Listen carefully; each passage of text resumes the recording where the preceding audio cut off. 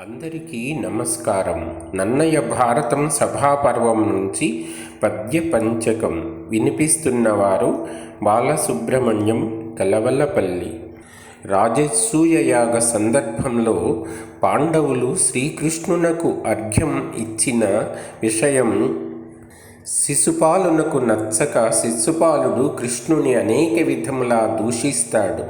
కృష్ణునకు కోపం వచ్చి తన చక్రాయుధంతో శిశుపాలుని శిరస్సును ఖండిస్తాడు. ఆ సమయంలో ఏం జరిగిందో కవి ఒక పద్యంలో ఇలా చెప్తున్నాడు.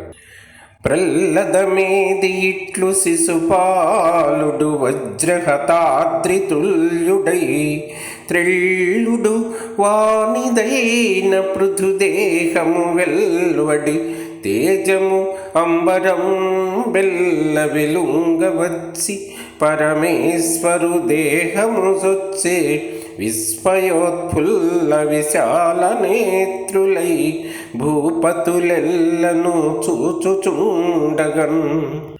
వజ్రాయుధం దెబ్బకు కూలిపోయే పర్వతాల్లాగా శిశుపాలుడు కింద పడిపోతే అతని శరీరం నుంచి అద్భుతమైన వెలుగు ఒకటి బయటికి వచ్చి ఆ సమయంలో అక్కడ ఉన్న రాజులందరూ ఆశ్చర్యంతో చూస్తూ ఉండగా శ్రీకృష్ణునిలో కలిసింది ఆ వెలుగు.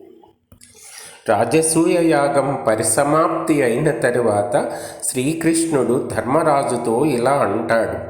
అప్రమత్తుడవై నిఖిల ప్రజారక్షణం చేస్తూ చక్కగా రాజ్యాన్ని పరిపాలించు అని చెప్పగానే ధర్మరాజు కృష్ణునితో ఇలా అంటున్నాడు.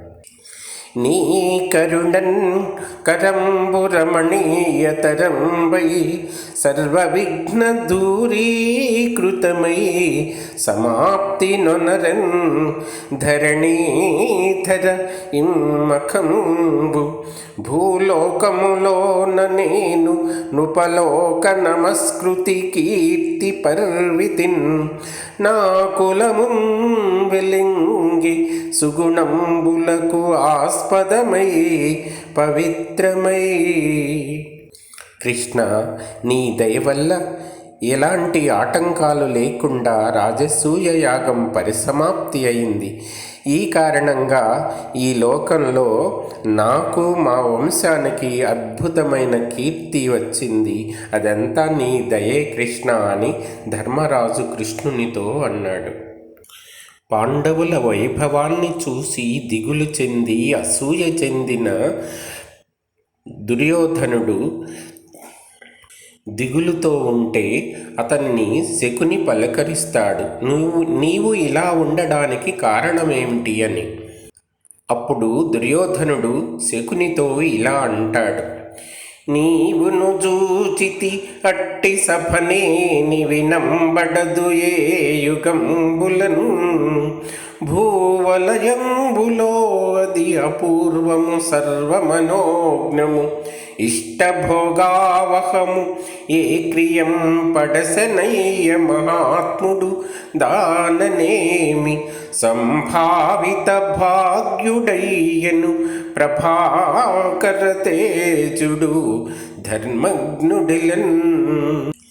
యాదవు చేతి చక్రము భయంకరమై శిశుపాల మస్తకచ్ఛేదము చేసినన్ కడు ప్రసిద్ధులు సూరులు నైన రాజులు అయ్యాదవు ముందటన్ జయ జయ ధ్వనులిచ్చిరిగాని వాని శౌర్యోదయ వృత్తి కట్టెదురనోపరు ఎవ్వరు విక్రమింపగాన్. అతుల పరాక్రమార్జితములైన ధనంబుల పేర్మి చేసి ఉన్నతమగుచున్న పాండు నరనాథ తనూజుల లక్ష్మి నాకు అసమ్మతమై సువిలింగి వినుమాతుల మానధనాఢ్యుడైన భూపతి సహీంపనోపునే సపత్ముల వృద్ధియు ఆత్మహానియు.